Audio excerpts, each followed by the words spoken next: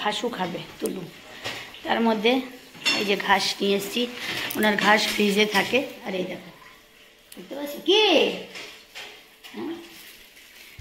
জলও খেতে দেবে না, তো জল খেয়ে দেখো দিদি এসে ধোবে তো ওগুলো, আমি নাহলে ধুয়ে রাখবো, দিদিকে হেল্প করে। এবার এই জল আর এবার বরের বানানো লিকার চা, তার সাথে রাস্ক। অনেকদিন পর বরের হাতের বানানো চা খেয়ে খাচ্ছি আর কি, মানে ভাগ্যে তো জোটে না, শরীর খারাপ হলে তবেই জোটে, নাহলে জোটে না। আর এখন যেহেতু মেয়ের শরীর ভালো না, সারা রাত দেখেছে ঘুমোয়নি, হোল নাইট জেগে আছি, এখন দেখো লিকার চা। আচ্ছা, আর ওই যে আরেকজন মাউ মাউ করছে, ঘাসও দিতে হবে। তো চলো, এই হচ্ছে আমার লাইভ শুরু হলো ভোরবেলা থেকে। তো তোমরা ভিডিও কন্টিনিউ করতে থাকো। জল চা খাই, মেয়ে কি ব্রেকফাস্ট করে, ও কি করে দেখে পরে আবার আসছি।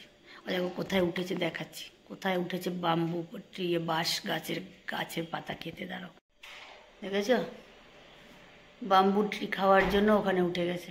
নামো, ওখান থেকে নামিয়ে নিয়েছি। এই দেখো, নাও খাও খাও খাও, নাও নাও খাও। এই যে বাম্বু, দেখেছ, তোমরা দেখেছো বিড়ালের ঘাস খাওয়া, দেখে থাকবে অনেকেই। নাও, ঘাস খাওয়ার জন্য পাগল হয়ে যায়। আজকে ঘাস বেশি করে নিয়ে আসবে। ফুল, যেই জবা ফুল যেন দেয়, বলবে তো। আগের দিন না নীলকণ্ঠ ফুল দেয়নি না, একটা, অনলি ওয়ান।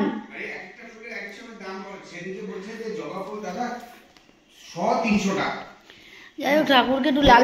শোনো, আমি বলি জবা ফুল, কাঁঠাল, হ্যাঁ ও বাবা ডেঞ্জারাস রাত্রেবেলা কাঁঠাল খাওয়া।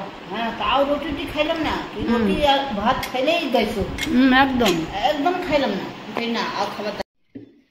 গরমে পাগল হয়ে গেলাম, এত প্রচণ্ড গরম। স্নান করতে যাব, তার আগে ভাবলাম কি একটু ব্রেকফাস্টটা রেডি করে দিয়ে যাই।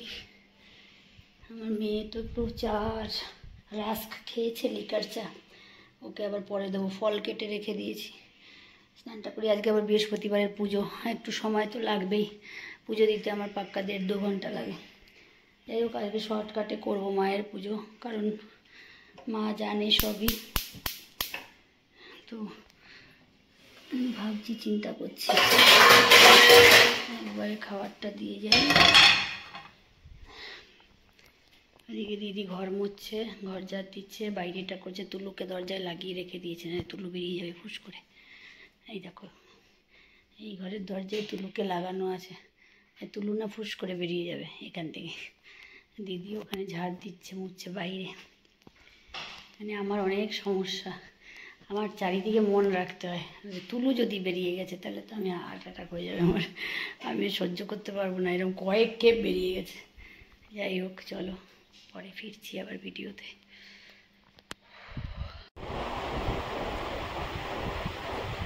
সেই দুপুরের পরে আমি একবারে স্নান পুজো সেরে রান্নাঘরে ঢুকে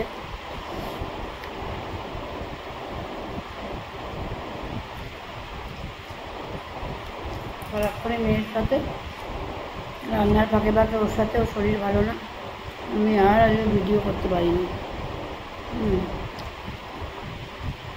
সকালবেলা হাত কেটে গেছিলো, যে কালকে খুব টায়ার্ড ছিলাম, ব্যথা, এই নিয়ে কালকে হোল নাইট ঘুমোইনি। আজকে দুপুরবেলা আমি শুয়ে পড়লাম ওকে নিয়ে, ওর পাশে শুয়ে। এই যে ঘুম, আমার এমন ঘুম এসে গেল যে আমি আর ঠিক 6টায় উঠলাম সন্ধ্যেবেলা। সারাদিনে আর ভিডিও করিনি, ওই যে সকালবেলা একটু ভিডিও করলাম, স্নান করতে যাবো, ব্যাস ওই অবধি। মেয়েকে টাইম দিতে হচ্ছে। এখন 8টা 40, ডিনার আমার মেয়ের হয়ে গেছে, বাবার হয়ে গেছে, ওর বাবার। আমি ডিনারটা করছি, ওদেরকে খাইয়ে দিলাম, এবার আমি খাচ্ছি। আমার খেতে একটু লেট হয়, জানো তো, বরাবরই আমি কিন্তু খুব আস্তে খাই। বিয়ে বাড়ি টাড়িতে কোথাও অন্য অনুষ্ঠান বাড়িতে গেলে না আমি খুব লজ্জায় পড়ি। সবার খাওয়া হয়ে যায়, উঠে যায়, আমার আর হয় না।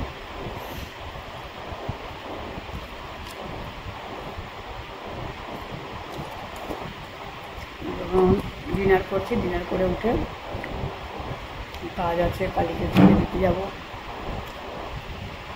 টেবিল টেবিল গোছানো আছে, সকালবেলা কি ব্রেকফাস্ট হবে সেগুলো একটু রেডি করে রাখবো। মেয়েকে তাড়াতাড়ি ব্রেকফাস্ট দিতে হয়। ডেঙ্গু, শরীরটা বড়ই দুর্বল। চলো খেয়ে নিই, তারপরে আবার আমি ফিরছি ভিডিওতে।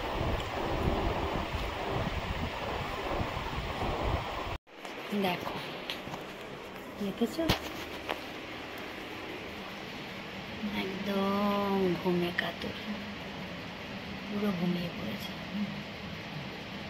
অনেকক্ষণ থেকে ঘুম পেয়েছে, জানলায় বসে দেখবে, চোখ খুলে আবার ঘুমাবে।